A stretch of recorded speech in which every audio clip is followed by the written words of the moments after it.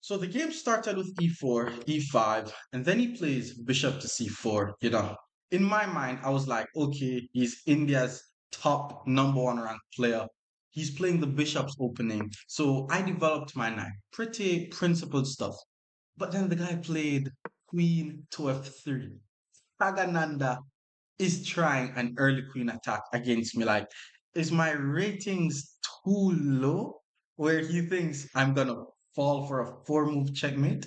I mean, I developed my knight, I defended against the checkmate, and then he played c3. As you can see, c3 is to prevent the knight from going to d4, and then here I played bishop to c5.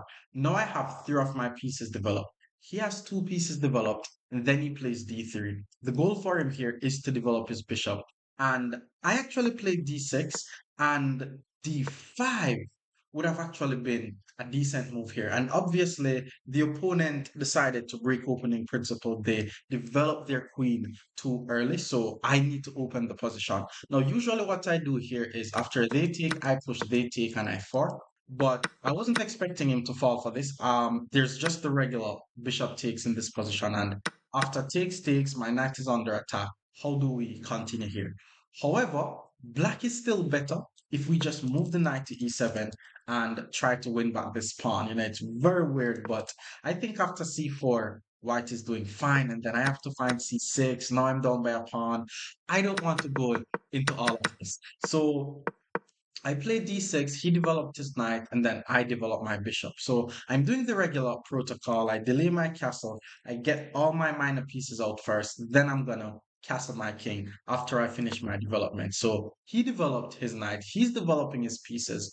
But knight to d2 is not a very accurate move because he is blocking out his bishop. But who am I to tell the India's number one ranked player what to do? So I pull my bishop back to b6, and then he plays pawn to h3. Now, pawn to h3 in this position is to prevent any pieces from going to g4 and attacking the queen. And then I just castled my king. Like, I managed to get out of the opening without any issues in this position. My pieces are developed, my king is castled, and then he played pawn to a4, a pawn move. Now, if you guys look on the evaluation bar, it is still equal. Nobody's really better, but it is in the negative.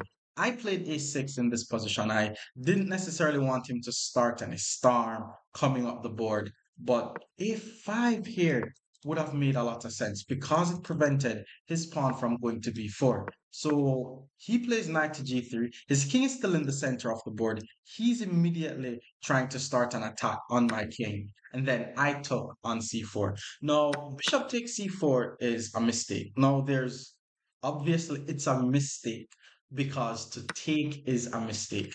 What I should have done in this position is actually a very obvious move. This was a quick game, so I was like, I was just going off my intuition.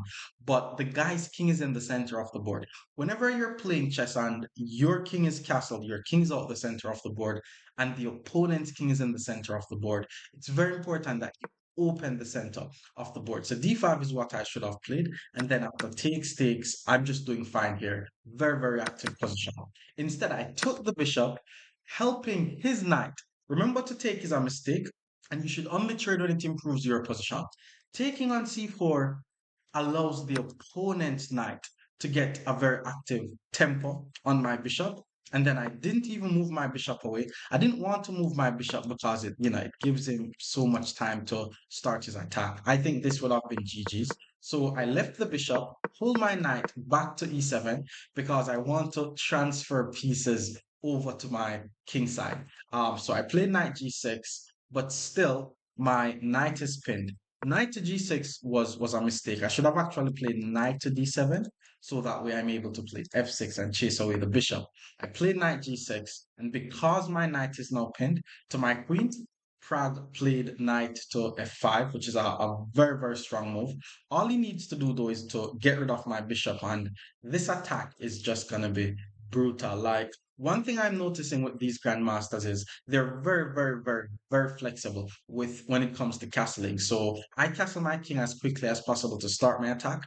They start their attack with the king in the center, and they castle at the right moment. So maybe right as soon as I tried to open the center, that's when he would have castled his king. So because there were so many pieces coming down to my king, like I panic and played knight back to e7, and now you can have a look on the evaluation bar and why I'm just completely losing here now. If you could find how Pragananda just finish off with the attack, then it means you have some potential. But he played bishop takes f6, and then once I take back on f6, he just checks my king. Now, obviously, if I move my king, I'm just going to be getting checkmated on g7. So I decided to block with the knight first. Now, after I block with the knight, what he's thinking here is if he's able to get his queen to g7, then that's going to be a checkmate. Now, because his queen is on the same line as my king, my knight is pinned.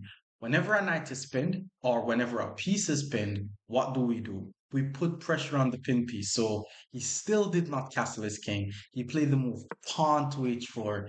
And okay, look on what the evaluation. How am I going to escape this? Like, if I move my king out the way, which is what I did, if I move my king out the way, the guy just needs to get his queen to g7.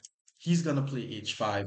And there's just nothing I could do here. Like, I can't even play h5 to prevent him from playing h5 because he has queen takes h5. So I moved the king, he played h5, and again, even though my knight is pinned, well, even though my knight is not pinned, you could say it is pinned because if I move my knight, then queen to g7 is a checkmate. So I sacrificed the knight, I played rook to g8, saying that, okay, if you take my knight, I'm going to be attacking the queen. He took the knight, I took, his queen is now under attack, but then he moves his queen now. His rook, his queen, his knight is in the attack.